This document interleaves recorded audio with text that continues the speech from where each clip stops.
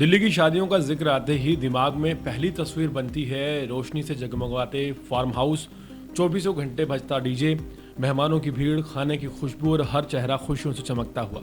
लेकिन यही भीड़, यही रौनक और यही शोर कई बार ऐसे लोगों के लिए एक बड़ा मौका बन जाता है जो अपनी किस्मत दूसरों के बैग चुराकर चमकाना चाहते हैं। बेगानी शादी में अब्दुल्ला दीवाना, यह वाली कहावत आपने खूब सुनी होगी। लेकिन दिल्ली में एक ऐसा अब्दुल्ला मिला है जिसे लोग अब पप्पन चोर के नाम से जानते हैं। पप्पन की कहानी किसी फिल्मी विलन जैसी है जो बताती है कि बड़े शहरों की चमक धमक के पीछे किस तरह का अपराध चुपचाप पनपता रहता है।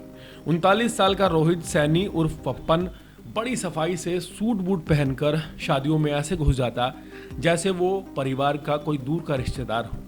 ना चेहरे पर घबराहट, ना हरकतों में कोई जल्दबाजी, बस धीरे धीरे भीड़ में घुल मिल जाना और सही समय आने का इंतजार करना। मेहमानों की सबसे बड़ी भूल यही होती कि वो भीड़ में हर चेहरे को असली मान लेते हैं। शादी में कौन किसका दोस्त है कई बार मेहमान खुद भी नहीं जानते और यही मौका पप्पन जैसे लोग तलाशते हैं। 16 नवंबर को दक्षिणी दिल्ली के मुल्लू फार्म हाउस में ठीक यही हुआ। डीजे की धुन पर लोग नाच रहे थे, दूल्हा दुल्हन स्टेज पर फोटो खिंचवा रहे थे, बाकी मेहमान खाने पीने में बिजी थे और इसी दौरान किसी मेहमान का एक बैग अचानक गायब हो गया। उस बैग में 2 मोबाइल फोन, नकदी और कई शगुन के लिफाफे थे। महरौली थाने में शिकायत दर्ज होती है।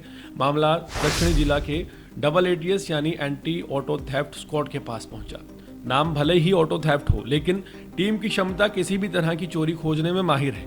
इंस्पेक्टर उमेश यादव के नेतृत्व में एक टीम बनाई गई और तुरंत CCTV खंगालने शुरू कर दिए गए। शादी में आए लोगों की पहचान की गई, लेकिन एक शख्स ऐसा मिला जो आते समय भीड़ में था और जाते समय एक बैग हाथ में लेकर बड़ी तेजी से निकल रहा था।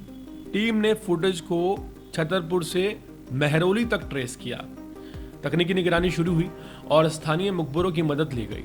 इसी बीच ये जानकारी मिली कि एक शातिर चोर जो शादी ब्याह में चोरी करने की आदत रखता है, छिपा हुआ है।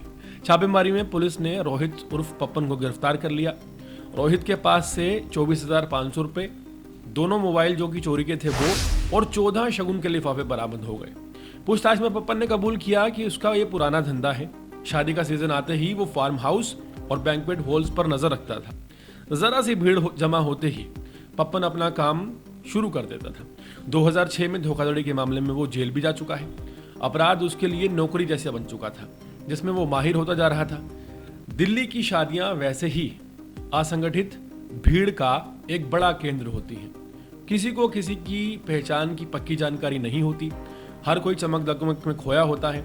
ऐसे में एक चोर को भीड़ में छिपने के लिए किसी खास प्रतिभा की जरूरत नहीं है।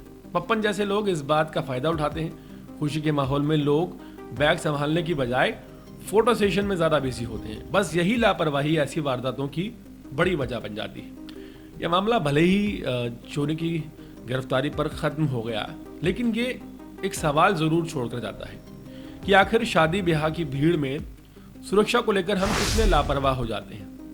हर साल हजारों शादियां होती हैं, लाखों रुपए खर्च होते हैं।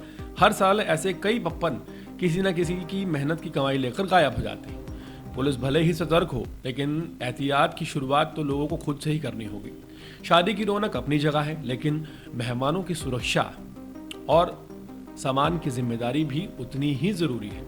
वरना हो सकता है कि अगली बार भीड़ में घूमता हुआ कोई पप्पन फिर से किसी का बैग और शगुन के लिफाफे लेकर गायब हो जाए और उन पर हाथ साफ कर दे। शादियों में हम लाखों करोड़ों रुपए खर्च करते हैं, लेकिन क्या आपने कभी सोचा है कि कोई भी शादियों में सिक्योरिटी के नाम पर किसी भी तरह का कोई इंतजाम कभी नहीं करता। और शायद यही वजह है कि रोहित सैनी और पप्पन जैसे लोगों को शह मिल जाती है।